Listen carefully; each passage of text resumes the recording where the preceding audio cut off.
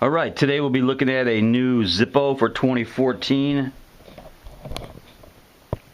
Now this one comes in the regular dark side Zippo box, made in the USA in Bradford, PA. And the label on this one is Liberty Bell stamp. And this is a very patriotic Zippo. Excellent for anybody's collection. It says Liberty Bell on the left, USA. And it says attractions right down there in the right hand corner. This is on a satin finish, and it was made in E of last year. I think that's May.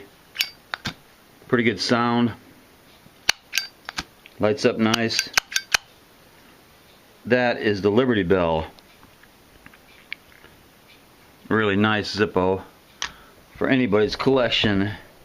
And that is worth a little bit of cowbell, I think. Knuckle bump.